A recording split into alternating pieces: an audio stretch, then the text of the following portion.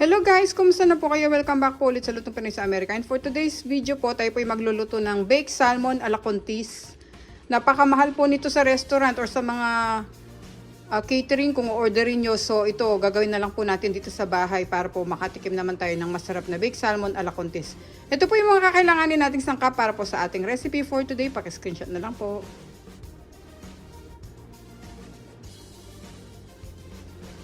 Yan, sa mga bago po dito sa aming channel, sana po mag-subscribe kayo sa Lutong Pinoy sa Amerika at paki-check nyo po yung other videos namin at paki-share din po ang aming video. Maraming salamat po guys. Umpisahan na po natin ang ating pagluluto nitong ating baked salmon a la Contis. Salamat po. Ito po ang ating salmon. I-drizzle po natin siya ng salt and pepper.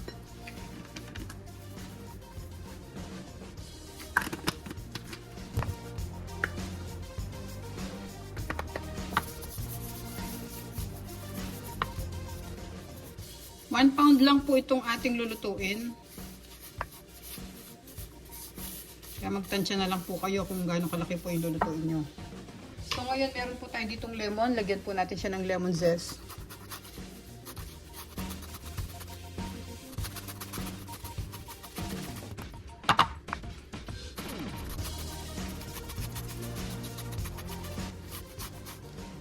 Ayan, pwede na po siguro yun. Medyo malambot po yung nabili kong lemon kaya hindi ko po masyado makuha yung zest. Tapos bibisikan din po natin siya ng lemon juice niya.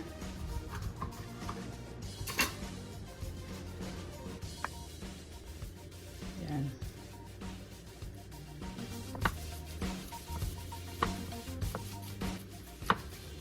Pwede na po yan. Ngayon set aside muna po natin yung ating isda.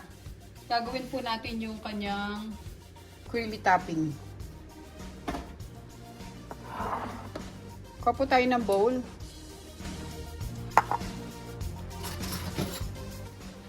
Lagay po natin yung garlic. Hindi ko na po ilalagay lahat para hindi masyadong ma-over taste yung ating garlic.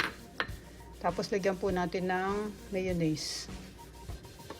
Kunti lang naman lulutuin natin. So guys, kahit mga 1/3 cup siguro, yan pwede na. Tapos lagyan po natin ng cream cheese.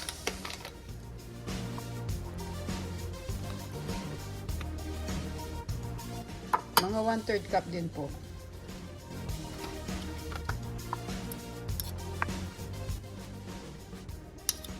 Kinuha ko lang po yung bawang na nandikit sa ating cream cheese. Then lagyan po natin ng Parmesan cheese. Lagay tayo ng mga 1/4.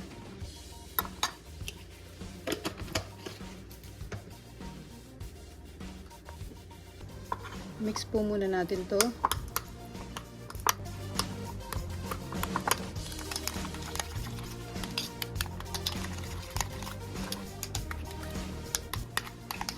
Yan. Tapos kunin po natin yung ating salmon.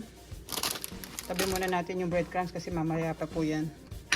Papahid muna natin yung ating ginawang cream dito sa ating isda.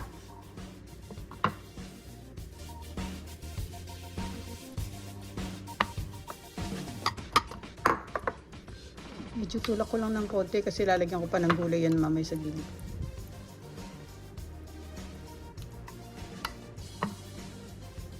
Lagay po natin lahat itong ginawa nating cream sa itaas niya, itatap pa natin.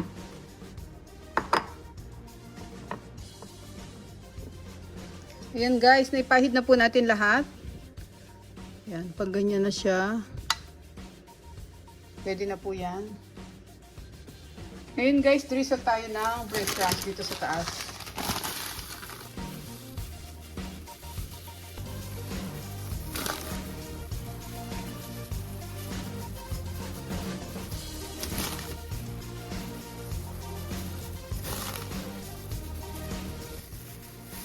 Yan, pwede na po yan.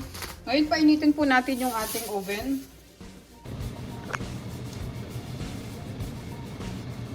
(380°). Preheat muna natin siya. Habang hinihintay po natin yung ating oven, pinipreheat natin siya.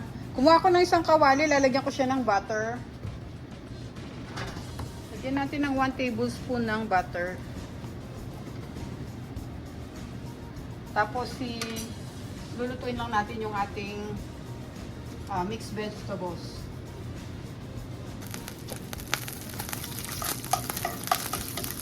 And pag matutunaw na yung ating butter, pwede natin ilagay yung gulay.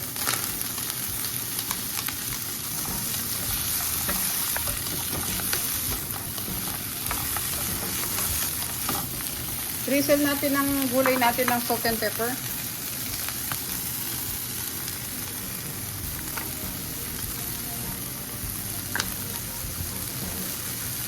Haluin natin.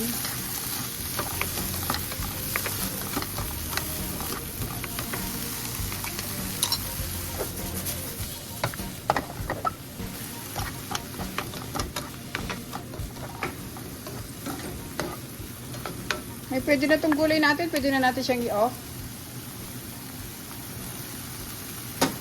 Tayin lang natin ma-preheat yung oven. Okay guys, mainit na yung ating oven. I-timer lang natin muna siya ng 20 minutes. Yan, pasok natin yung ating isda.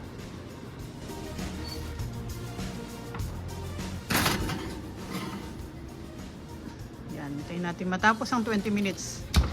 Tapos mamaya kukunin natin siya, itatoppings natin itong gulay na niluto natin or ilalagay natin ito sa gilid. Okay guys, tapos na po yung ating 20 minutes. Open muna natin siya. Off ko muna yung timer. Ayan siya. Kunin muna natin kasi ilalagyan po natin siya ng vegetables sa gilid.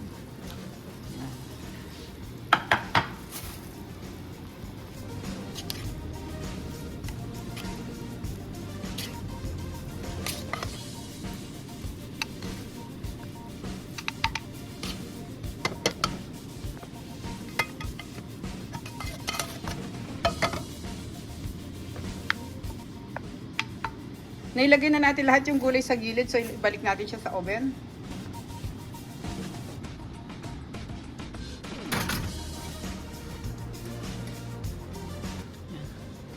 Salang po natin ulit siya ng 10 minutes same temperature. 10 minutes na lang. Bali 30 minutes lahat yung ating ginawa sa ating baked salmon ala contis. Okay guys, tapos na po yung ating 30 minutes. So i-off na natin yung ating oven. Check na natin yung ating isda.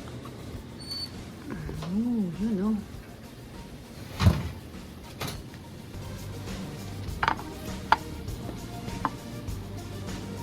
Okay guys, ready na po itong ating baked salmon ala contis. Ayan, napakasarap po niyan guys. Ilang beses ko na po ito sinubukan na ihanda sa aming party. Nagugustuhan po ng aming bisita. Try nyo po guys. Maraming salamat po ulit sa panonood. Sana po nagustuhan nyo po yung ating recipe for today. At maraming salamat po sa lahat po ng mga sumusuporta sa Lutong Pinoy sa Amerika. And maraming salamat din po sa Diyos sa panibagong araw na naman po na ibinigay sa atin. Magkita-kita po tayo sa susunod po naming video. Salamat po guys. Ingat po tayong lahat. God bless po.